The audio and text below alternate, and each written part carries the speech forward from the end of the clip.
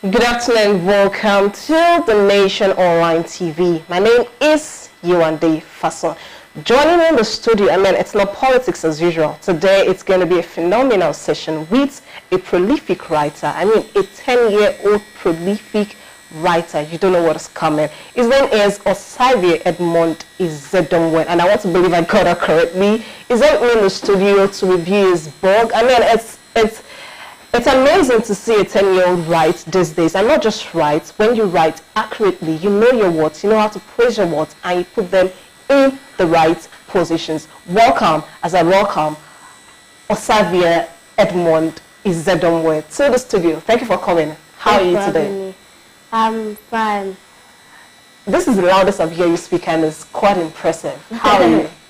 I'm actually fine. Good to see you. I've heard about you before today, and I've been anticipating to see you, to see how you look, what runs in your head, what runs in your brain, and how you put all of this together and you make it this wonderful piece. This book has been with me for over a week now. It has always been with me because I've been trying to picture how, even as I am right now, to put down a book is not easy. And seeing a 10-year-old put this down, you deserve your accolades. Take your flowers. I don't have physical flowers, but you can as well accept my flowers, right?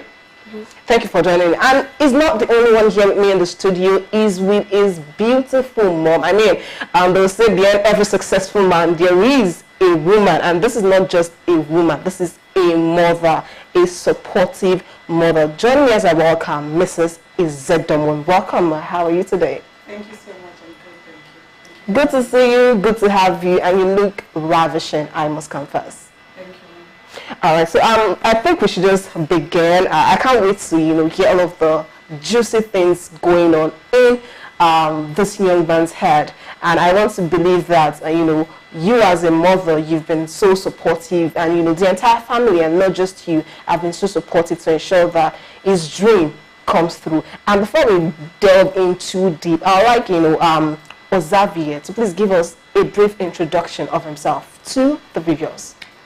Hello everyone, my name is Osaivbie Edmund Izedonmwen, also known as Izedonmwen. I recently finished reading 200 books, and in Easter 2024 I donated 100 books to my cousin's less privileged church, and I'm a young writer, I'm a young author. Thank you. It's just been humble. When we go deep, you would see that this young man is not just what he say he is. He is beyond all of the things he said. And I'd like you to run me through your thought process into giving us this wonderful piece. The title is Wonders of Me. The name is quite catchy. How did it come about, this particular book, Wonders of Me? What was the inspiration behind it? For how long? And before we even go deep, right, I'd like you to tell, you're just 10. I've said give me a brief history of your childhood, but you're just a child. So what childhood? I'm still amazed. So just tell me, is it when you were in your mother's womb, you've conceived that thought? You're 10. Again, emphasis on 10. You hardly see 10-year-old right now doing this magnitude. It's not common. And here you have Edmund here doing amazingly well. So tell me, how did you conceive this idea, and at what point did you think that, I think I might be a very great writer, I want to delve into writing, I want to inspire people with my writing skills and my prolific skills? Tell me, how did this come about? So I'm going to talk about the title first. Okay. There's two reasons how I got that title. I like old school music and sampled music. So there was this album called Wonders of You by Elvis Presley. Okay. And I know I have many wonders. So I decided, why don't I just name it Wonders of Me? Secondly, many people have been saying that I am an extraordinary child in a wild way, and that is one of my wonders. So it's Wonders of Me. And how I conceived this book it was really just about loving to read and loving to write. If you can read, you have to write. If you can write, you have to read. a author has to write and a reader has to read. So I believe that since I was reading and I've read so many books, I felt like I should put mine on the stage. That's amazing. I love your poise and your aura. So run us through how all of this started. I mean, you just did not wake up a particular day and say, okay, I want to be a writer. There must have been a drive. What was that drive for you? To be honest, I think there's a point of correction. I did wake up one day and say, I want to be a writer. All of a sudden? Yes, all of a sudden, because it wasn't really a drive. It was kind of like examining something. Okay. You know when you examine a half-eaten apple and you want it, and you wait for the inside or the core to turn brown or dehydrated. I was just observing how the reading culture was deteriorating. Since I was 3, 4, I knew that it was deteriorating, and I liked to watch news with my dad. Okay. And I was seeing people make books, and then it became fewer and fewer and fewer, till I was only seeing one person on the book display, and I thought, I want to be there one day, but I also want to fix this challenge. So I woke up one day and said, I want to be a writer. But my dad told me, you can't be a writer without reading, and can't make like a 2-page book and call it a real book. There has to be content, there has to be volume. So it took me many years to read as much as I needed to make a good book. When you say many years, it sounds like you're 30. What do you mean by many years? Well, I actually started reading when I was 3, and okay, let me say a few years because it's not even double digits. So I started reading when I was 3, and I'm 10 now. So it took me 7 years to get to the capacity of reading that I needed to for my age. I mean, that's fantastic. And while I come back to you, I'd like to, ask your mom a few questions. I mean, I would like to say you're the brain behind all of this. And for a child like this, it must have gotten, this, boldness, this, shall I say, brains from their family. So run us through how you discover that, oh, my son could do this. Oh, my son could be an amazing writer. My son is gifted, is intelligent in that capacity, and even beyond. When did you discover, and how did you take this as a mother?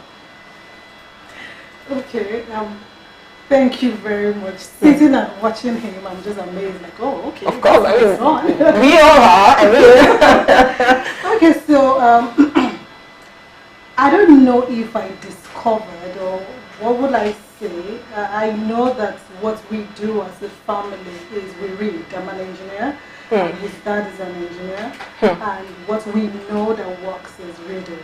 So right from, I have 2 boys. He's the youngest of the 2 of them. Okay. So we expose them to everything. So to reading, to cooking, to everything possible. But he picked up reading. He likes to read. When he's sleeping, he has like 5 books. I go into his room and I'm screaming, you want to tear these books? Why do you have 5 books on your bed? When he's eating, he's reading. So he just took a liking for reading. And we just kept encouraging him. There is no country we'll go to without visiting the library. There is no place we'll go to without buying books for him. So I think all that's put together. And because his father reads a lot, I read a lot, all those have come together to shape him. He actually woke up to say he wants to read. He woke up to say, I want to write. And I'm like, okay, you want to write? Okay, I'll support you. Write your book. And today I will ask him, what chapter are you? He said chapter 2. Can I see? No, I'm writing my book. So there was no support from me in his words. And the day I read the book, I'm like, where did you get this from? And it's like, me. I'm like, no, who assisted you? They're like, no, everything is mine. I'm like, really? So that's how it came about. So he is independent, and I think the environment we created right from when he was a child helped him to get here. I mean, this is impressive. So I want to talk about the deficiencies. I mean, it was never smooth. It was never, easy peasy. There were times where you felt like I mean, do you really want to do this? Was there ever a time you felt like, my son, do you really want to pursue this? Maybe it was becoming overwhelming at some point for you or for the family, or even for him as a child. Was there ever a time? For the book writing? For him as a person, I mean, channeling his energy into this, because he's meant to be in school, and being in school and also combining that to this. Did that not, was there no conflicting, circumstances? I don't think so. So one thing I know we don't allow them to is to spend all their time on the internet playing. So the regular thing they hear is, you're watching somebody's content, somebody puts in the hard work to do it. So why don't you create yours for somebody else to learn from? So for the book, he did it. He ran with it. He does soccer. He does so many other things. So he creates time for everything. My own is to guide you to ensure that you can juggle it. Yeah. So I don't think, the only thing, he gave me the script, and I said, okay, let me see if I can edit. And he says, oh no, Grammarly has edited my sentences for me. Just take it and print it. I'm like, okay, what do you want? How do you want your book cover to be? He tells me this way. I do it, I show him. Can you pick? Can you choose? What colors? So I think I'm asking him for his second book already, because I know he has the capacity. Why waste your time doing frivolous things when you can add value? I think that's just a simple thing. I mean, as a young child with a mind of his own, how many days, how many years, how many, should I say century now, did you take to come up with this piece? I have something to say about what my mom said. Go ahead, please. Grammarly did not write my book for me, actually. Grammarly edited my sentences. Yes. What she means by edited my sentences, like, if I wrote a wrong word, Grammarly would change the spelling of the word for me. It didn't, like, I didn't give it the outline, and it would just write a 34 pages book.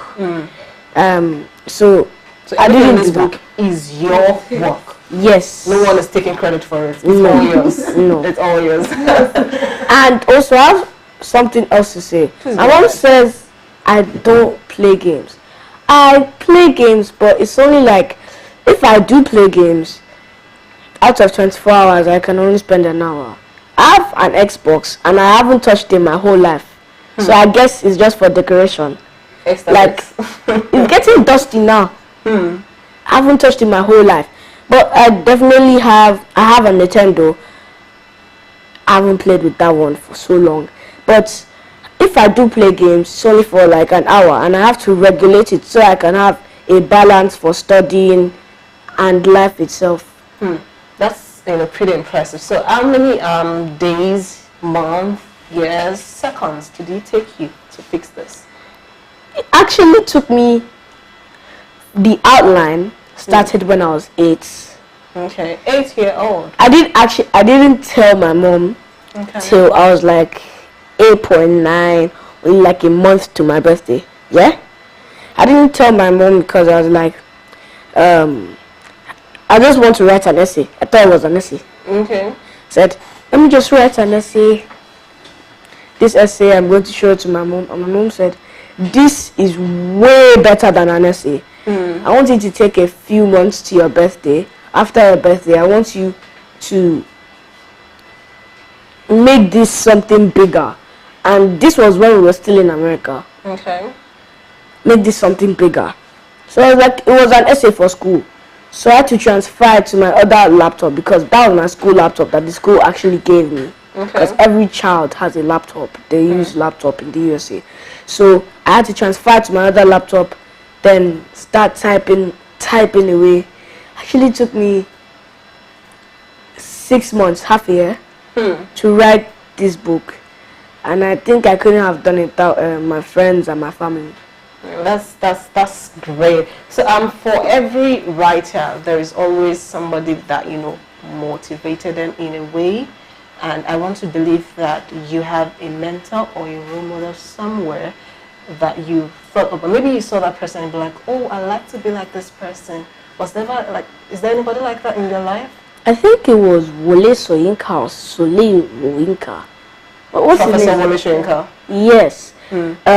He's a writer, obviously, and he's made many great pieces. And also my uncle Judy Dada, he's won an award. He's won an award in literature for his book Boom Boom. And on my brother's birthday, actually came and read it for him in front of all his friends. So I believe that was a pushing motivation, and he did that when I was 6. Okay. So it took me 2 years to decide if I wanted to do this or not, because as he said, it's very hard. And I actually talked to him, said it's very hard. He said, kids like you called me Ajebota. I actually don't know what that means. But my mom said that it means that they're too soft. Kids like you, you're too soft. Don't think you'll be able to do it. You need time. So I said, let me take just 2 years off and I'll decide whether I can do this or not. So you finally decided? Yes. And what was the decision? This is the decision. Yes, and also I'm not writing a book till I'm 13, 15 because I need to decide again. Because this book is too light. You know what I mean? Also, you want something bigger, something it's more too light. Yes. Something, you know, that we would read. But it's not about me. It's like, well, it is about me in some way, but it is like another story, and it'll be this size. Okay. In the grace of God. I honestly, you know, I'm inspired by you, and you know, when I went through this book, I read it and I saw a young boy who enjoys himself, someone who does things when he wants to do it, someone who has a mind of his own without being swayed or persuaded to do another thing that he doesn't want to do by anybody or no one. And I saw that in this book you enjoyed yourself a lot, you know, in terms of playing football, soccer and all of that. So I know you've mentioned how you regulate your time, you know, but in this book it seemed as though the whole 24 hours you used 20 hours to have fun to yourself. So actually, I want to shout out Island Stars because they're my football academy and they have done so much for me. Okay. I came in from America thinking that a clean tackle was a foul because that's what they used to do back then. And they actually have a nutritionist. They have people that make sure that I keep fit. And it's a 2-hour training session. Okay. So it's from 4 to 6. In that training session, we do so much. Do tactical, physical. And if you are done my book launch, the supreme coach or Coach Victor actually came to my book launch to help me and donate some money. And I think that's great because when I go back, I'm going to have fun. Oh, definitely. I mean, all one cannot play makes who? Makes who a dog one now? Jack. I actually... Exactly. So back to you. Should I address you as engineer now? Because man, it's worth a note that you are an engineer, and we should rightly, you know, accord you that title. So, ma'am, we've heard all of that, you know, Edmund has said, and being a mother, I know you would be super proud of your son. And you know, and I mean, so many kids when they are young, they were like, oh, I want to be a doctor. I want to be this popular titles. I want to be a doctor, a lawyer, an accountant, and you know. So when you saw that, oh, my son is not saying any of those things, is not. I mean, you are an engineer yourself, and your son is not even saying something similar. Oh, maybe a lawyer, a doctor, accountant, and all of that. How did that make you feel as a mother? For me, I think I'm just excited about the process of the course.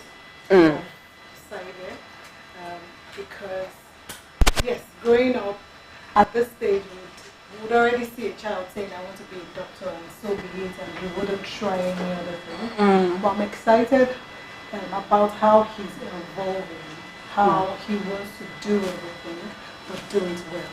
I think that's the excitement for me. He would be whatever he wants to be later, but anything he has picked up now, he's doing it well. So I'm really excited about that. All right. So is there at any point where it feels pressured? When I mean pressure, I mean coming from school. I mean the way he's speaking out, the way he's articulating and all of that. Not so many 10-year-old can be like this, and it's I don't know. I mean, I'm rather shocked. So compare. I don't know. I mean, with the ways, I'm sure he has peer groups who are exactly like this, but in a general term, do you think, I mean, as a mother, I know you wouldn't think that way anyway, but do you maybe feel like, oh, I think my son is growing way beyond his age. Oh, slow down, you're moving too fast, I can't catch up, we can't catch up. You know more than you should know at this moment. Do you at any point feel that way? Yeah, sometimes it's normal for you to see your child knowing words that you don't know, or correcting you, or acting all grown up, you know. Yes, I feel that way sometimes, but I'm also excited about who he's becoming, because I know that whatever he's become is directly proportional to the effort that we have put in him. It's just that, yes, the society, the school, the environment sometimes feel the pressure, not me, because they feel threatened. You know, how can he speak to me like this? Right. How can he express himself? You know, you should be quiet.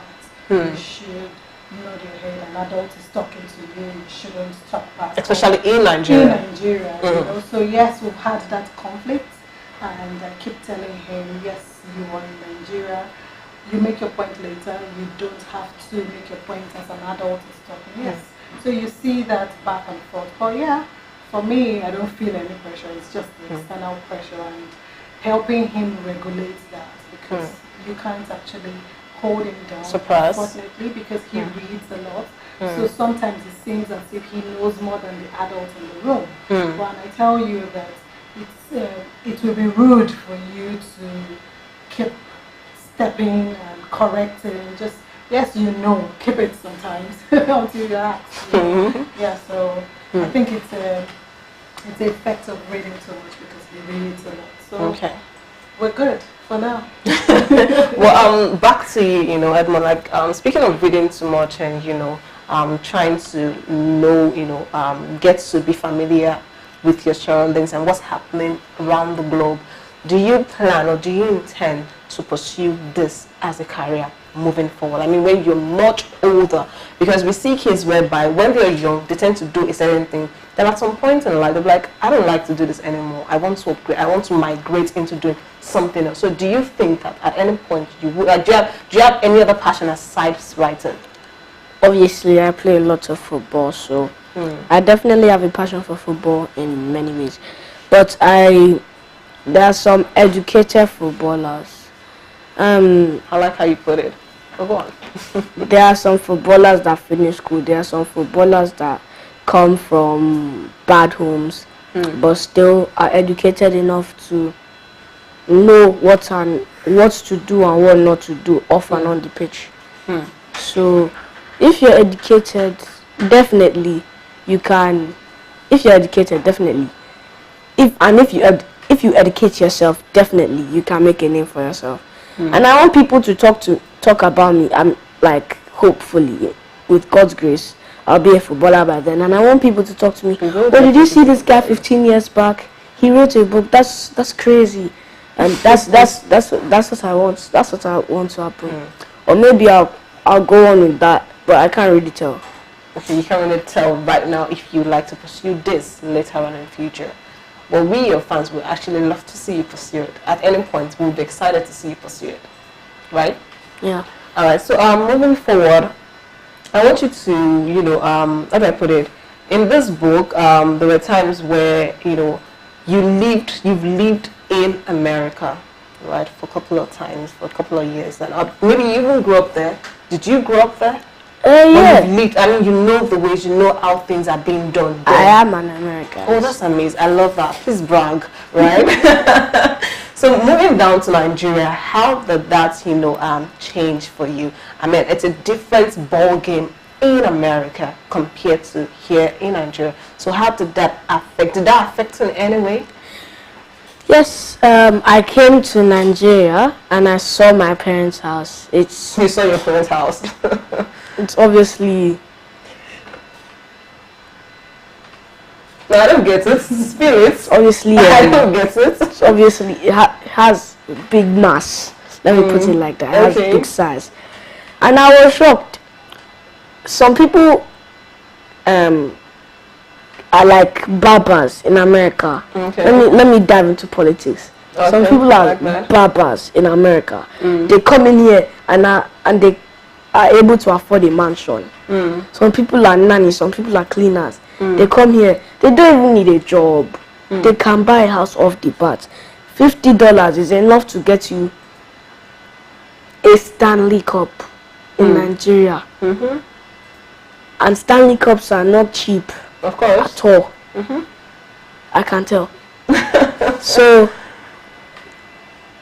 I was shocked because there are some places in Nigeria, in Lagos City, that, or anywhere in the world, that has a touch of Europe, North America, South America, but in the main parts of Nigeria, Lagos, or where we are right now, I was appalled. I mean, I want to go back to America, but we're managing here. We love you here. I can still be doing my thing in America. But we want to see you often. Like, see you physically. You don't want to see us? She's my manager, so. Oh, wow. Okay, for now, she's not your mom. For now, she's your manager now. Yes. Oh, I like that. I like that. So now, the question itself, yeah. I understand that the behavioral pattern, over there and here is quite different. I mean, people take things to heart here in Nigeria, especially, an adult and a younger person. And because you are a very, outspoken young man, and you know what you know, and you do not, shake for nothing. When you know what you know, you stand for what you know. And that enough is enough to, challenge an adult and see you as rude, proud, that, oh, this person, your parent didn't teach you, oh, you didn't get a good training at home and all of that. I mean, people say that a lot when they see young people challenge them for what they did wrong or what they say wrong. So has that ever happened? And when it happened, how did you take it? Happened too many times. Too many times? Too many times. So is it at school, at church, on the road, mall, anywhere? At church, you're not supposed to put up any behavior. So at church, I actually keep quiet, because if I go to church just to make noise inside God's palace, out of many, just say for Muslims, you can't go to the mosque and stir up trouble. So I believe that church is a sacred place and I shouldn't be doing anything outrageous there. But for school, you show yourself. I don't really show myself, but for school, I am shocked at how poorly educated human beings can be.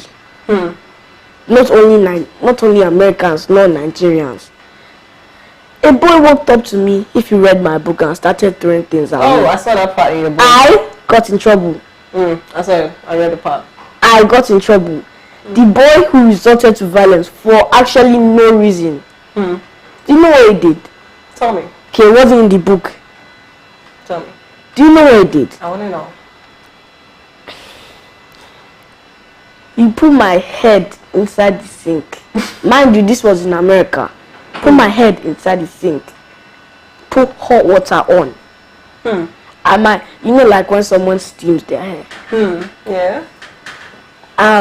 If you watch Ghost Rider, when he poured water on his head and his head was smoky, that's how my head was. Oh. So Americans obviously have sort of bullying, same as Nigeria, but Americans, because of mental health, they go ahead and kill each other for it. But having Nigerian blood, there's no way I can let that slide. Okay, I like that. So I actually do martial arts, so I did fighting I just did the same thing to him. Instead, there's 2 taps. Okay. So I put his head on the hot one and put his ear in the cold one. And then I reported afterwards. So what happened afterwards? He got detention. And they called it self-defense on my part. You see, that's what I like about America. Now we'll go to Nigeria. Because when you said self-detention and all of those things, I was kind of confused that in Nigeria, I mean, we haven't heard those words in schools. Like, I mean, you know, okay, go detention. I mean, those words are too extreme for certain schools. But again, coming from where you are coming from is possible, right? But now that you've now explained that, oh, that was in America, it's calm. So please proceed. Now we'll call back to Nigeria. One day, a boy broke a table. I was playing with the boy. He picked up the table and slammed it on the ground. The leg of the table broke. I got in trouble. He got in trouble. I was like, why am I getting in trouble? And why is my mom paying for this table? They said, you are part of the butterfly reaction. Is there some... We don't see butterflies in Nigeria, do we? Well, that's for the audience to answer to. He now said I was part of this reaction. He now said, I now told him, is this the first table that has been broken in this school and not replaced? I don't want to say the name of my chairs. I mean my schools. I don't want to put them in a bad light. He said, it's the law of karma. If you break a table in this school, when you buy your Rolls Royce, a keke will scratch your Rolls Royce. First of all, what is a keke? Na pep. I was showing you. Tricycle. What's a keke? It's a tricycle. Why? This is a formal setting. Why are you bringing stuff that will happen on the road in a formal setting? It's technically just wishing us bad. Because not all of us broke the table.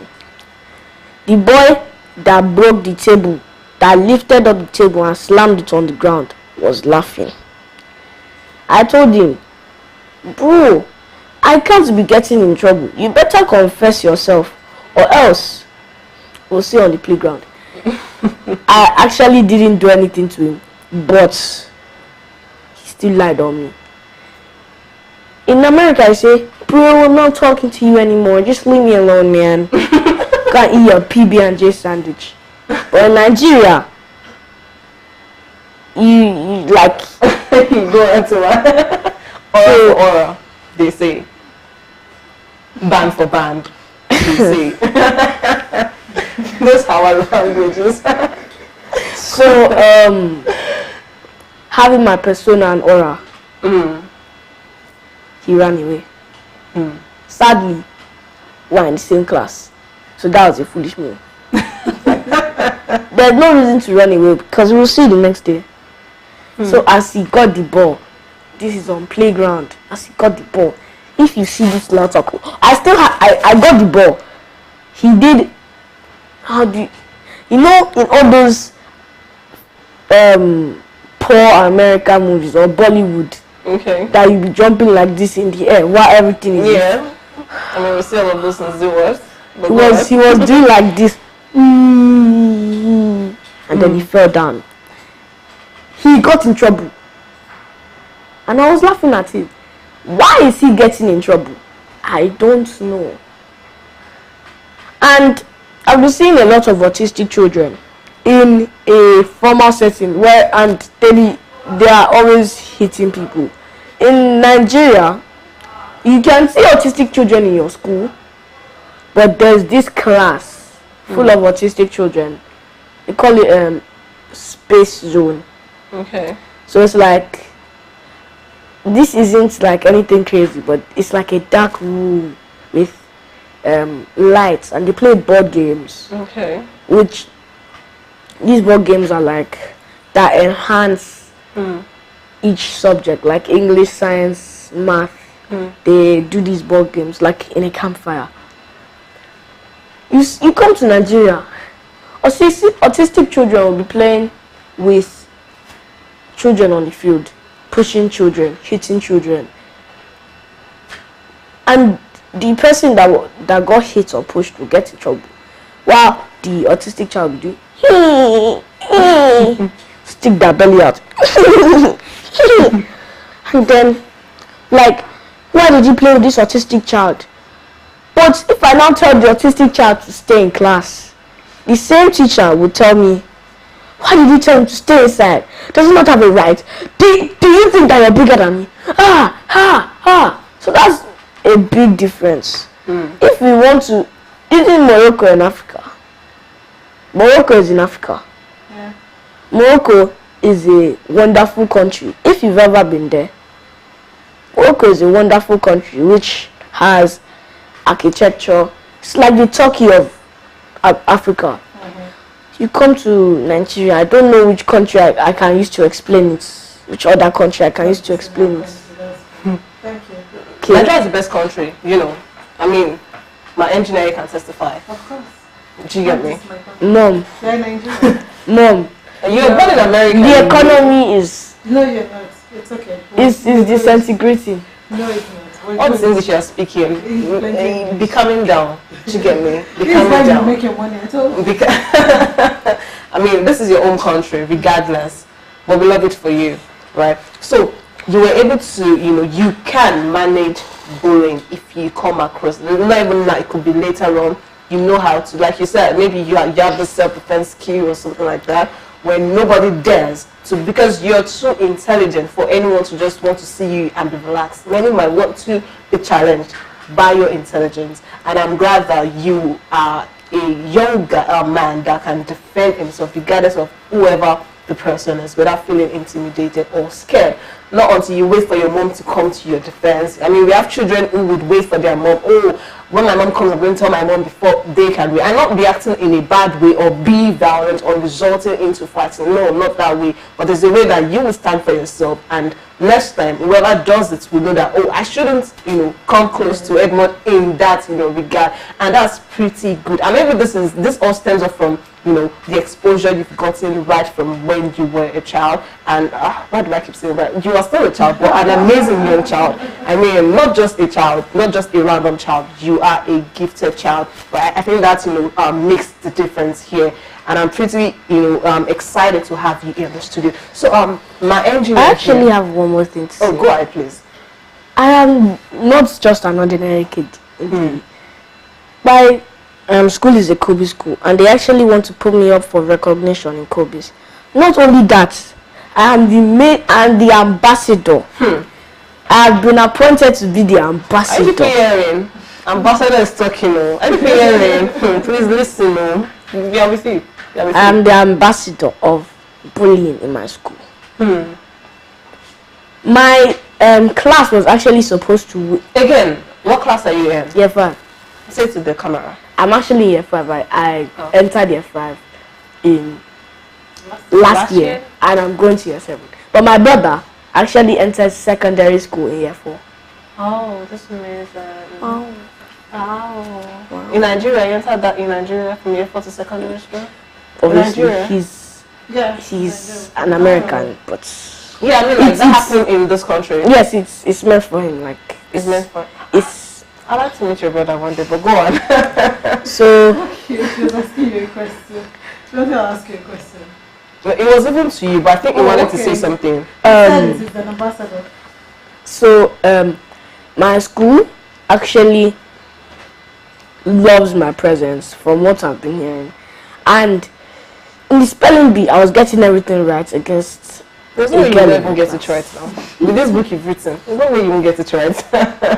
And when I got one wrong, they still clapped, and everyone was saying this boy is the president of the boys. It's like, and I didn't even win president. I was running for vice president in my school. I won it by 2. I lost it by 2 votes. Oh. And the person that got vice president was who I was against. And the person that was president in my school was the one that was clapping for me. Wow. And I'm not even a prefect. I mean, that's just further show that you don't have to, you know, occupy, you know, positions before you get the recognition you deserve. I mean, your work and your, you know, your personality will speak for you, regardless of any position. I mean, that's just like an enhancement or a pedestal where anybody can be. But that's, should not, deter you from being who you want to be, right? So back to you, my engineer here.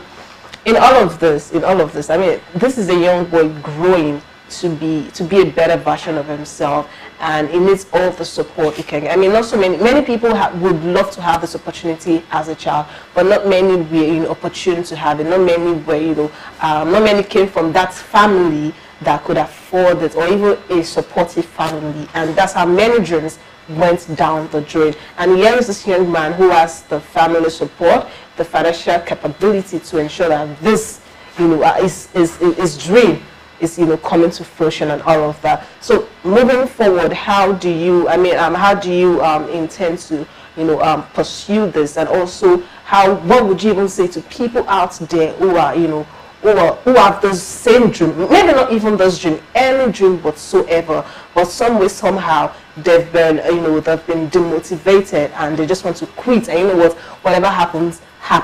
When people have with that notion. So what would you like to say to people out there, and just to keep them going, and regardless of the circumstances, every child can dream and should be allowed to dream?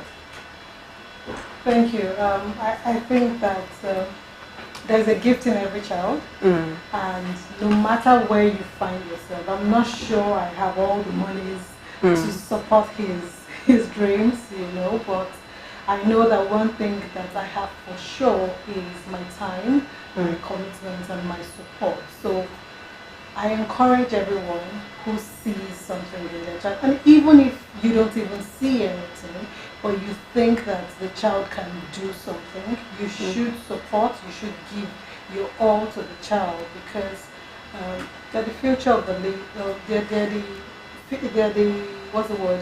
I'm missing it. The leaders of tomorrow, and if you don't equip them with whatever it takes today, they will be shallow. We see children, we see people out there, and we're envious. We want to be like them, but there's so much hard work. There's so much regulation. There's so much you can do to make that child be who he wants to be. So I think that's where it starts from. You need to understand what your child is, the gifts that God has given to that child, and support the child to blossom. I think that's just it. And monies will come, because at the time he wanted to publish his book, I'm not sure I had the money for it, but I just said, you know what, just do it. He started reading books, and he said 200. I thought he was joking. And I'm like, okay, how do we encourage others? Because he's always reading. And when he goes out to his friend's house, they're not reading. But how do you encourage other people around you to read? So I say, you know what? Let's open an Instagram channel and review it and show the world that it's possible. And that's how he started doing it. And before you know it, every week we're doing a video, he's reviewing a book, he's telling you about the book, he's having conversations, and it became very interesting. And now he's finished the 200 books, he's gone ahead to write his book, and he set another goal to say, you know what, I want to have a book club. I want my friends to come every week to read with me and review it. And last Sunday was the first book club, and it was interesting. I kept asking him, how did you feel? He was like, I don't know. Asked my friends, and I called his friend's mom. How? He said, oh, they had a blast. They had the book. Some people he had told them read 2 chapters and let's talk about it. And somebody had read all the book and came pumped up to come and discuss. It's good fellowship. It's not just coming to talk about mundane things, but you're learning, you're increasing your vocabulary, and you're becoming a better person. So I think what he set out to do is very laudable, and we should encourage children to join, because these are the things that we would use to change the narrative. We complain about things that are not good enough, but if we catch them young, we will be able to change things. We'll be able to stand up to say, hey, you're wrong, oh, I read this is history. And those kind of things would help them move further, open doors for them. Because we don't actually have monies to give them, but the value, the knowledge is what we can put in them for tomorrow. Well, thank you for taking my mind back to the 200 books. Edmund, I want you to run me through how you thought, was it like a target you set for yourself that, oh, this year 2024 I want to read 200 books, or it just happened that you were just reading, and by the time you counted everything, it was already 200? Nah, because if I was just reading, I wouldn't have documented it in the way I have. Believe it or not, I had many activities. I played in the Man City camp while balancing school and the books that I was reading. I had many activities. I had public speaking. I had acting school. And reading 200 books, it's a challenge. But what I was doing, obviously, was backstage. I was playing football. Okay. I was playing in Man City. I'm not trying to brag, but I'm just trying to show you how I was slotting things. Go ahead. We love it. So everything really came through, and I believe that I wouldn't have done it without my big brain. So that's like another biggest cheerleader for you. That's amazing. All right, as we go now, because I want to believe that no amount of time, hours we spend here can really quantify the entirety of who Osaivbie is, right? But just with this short time, I would like you to we have just like your mom has rightly said, everyone can dream and everyone deserves the right support they need, and with the right support, people would do great and tremendous things. So, as a young child here, what would you like to say to your peers out there? We have so many 10-year, even people younger than you, cannot even achieve this. People even older cannot achieve this height you have. So what would you like to say to your friends, your online friends, right? Because I believe you have an online presence, right? So what would you like to say to them, and words to keep them moving and determined regardless of the circumstances? So now I shall produce a great speech. The other day, my friend, no, I'm not going to say name, was into childful acts. As the captain of my house, greenhouse, I had to call him out and tell him the right thing to do. But I learned he had been following some people online. Okay, he's been following some people on social media. Okay. And you guys, the boys that are doing dangerous things to their bodies and to other people for views are making people like my friend outcasts inside my own school. They don't like him in my school anymore. That's what I think. But if you really go, he doesn't like this. He likes Dragon Ball. He likes drawing. But he's doing all these things so that I can impress. I don't know who he wants to impress. But there has been a rumor going around, you know what I mean? Okay. So please, somebody should tell these people, because I cannot be the only one that's telling people to read. I know that there's definitely more people that don't have the same opportunities that I have, but are trying to tell people to read. I saw one video about a little girl stuck in Gaza, and then there was 2 other boys stuck in Gaza. These boys are making money off YouTube shorts by just documenting their life in Gaza, like the 5 versus Israel. They were cooking and eating in the dark. They were buying gas cans while being stuck in Gaza. So there's some people with not the same opportunities as me, because I know that 20 years down the line, pray that the fight is over by then, they will definitely be throwing away some cash for some people. And you can make easy money, because a lot of kids my age are passionate about money but are channeling it in the wrong things. You can make a lot of money by just reading. If you have a good voice, everyone has enough intellect if they are trained well. If you have a good voice, enough intellect, you're good enough for the world. So that's just it.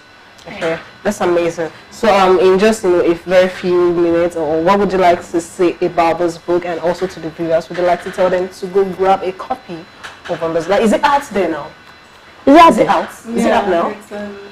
In some bookshops? Is it? Some bookshops. Okay, so would you like to, as the author, would you do us the honors of, telling people about this book and how they can get it? Please hold it. Hold on. Okay. Wonders of Me is written by 9-year-old Osaivbie Edmund Izedonmwen.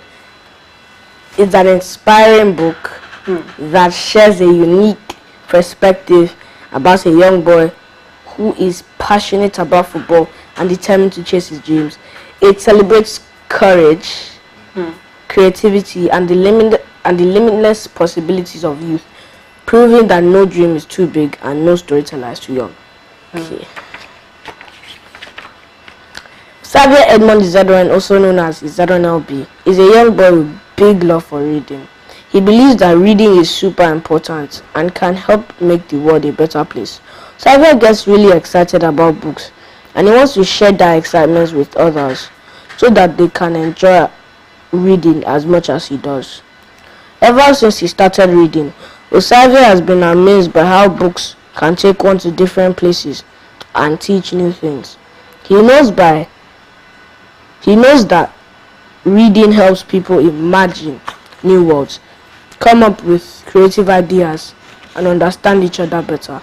That's why he's passionate about making sure more people have the chance to read and learn.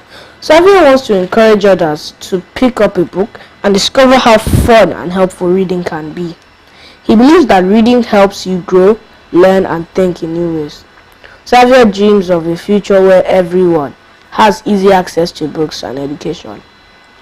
He's on a mission to inspire kids and grown-ups alike to enjoy reading and use it to make a positive difference in their lives. By spreading the joy of reading, Osaivbie is dedicated to making the world a brighter and more welcoming place for everyone. With his big heart and love for books, Osaivbie Edmund Izedonmwen is working hard to make sure that reading is something everyone can enjoy. His dream of a world where books are valued and valuable and available to all is truly special, and he's determined to help make that dream come true. Thank you so much, Osaivbie. Abi, right? I'm calling it right? Yes. Osaivbie. I mean, it took me about 10 years to know this name. Before you were born, I've been trying to practice how to pronounce your name, and it's amazing. And the meaning of your name, your mom said it behind this, and I'll love how to repeat it. What does it mean? Or would you like to say the meaning of what your name is? Should I say it? You can. I mean, you're the star of this program, so run me. Can we play rock, paper, scissors first? Okay, but would you like us to know the meaning first? Okay, my name is God Doesn't Sleep. God doesn't sleep. Yes. Right? Yes. Well, that's, I mean, the God that doesn't sleep should ensure that he stays awake for you to give us more of this piece. Because like rightly said, you do not want to write till you're 13, 15, right? Or you're taking your time to, get more knowledge on what to write, and also get more and better information on what to, write, and how to incorporate that in a bigger book, right? Is it? Yes. Right. We can't wait to, see all of those things comes to, fruition, and it's really amazing to see you here in the studio. I think I've asked you for your parting shot already, and you've, told the kids out there that regardless of whatever you do not channel your energy into doing the wrong thing. Whatever you can do, ensure that you channel it into doing the right thing, and also develop yourself, your skill, and whatever you have passion for, stay on it, and see how it's going to germinate later on in future.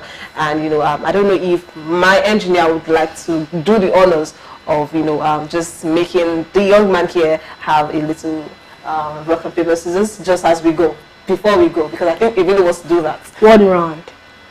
How to do it? Oh, you've not taught me how to do it? Okay. In America, I don't know how to.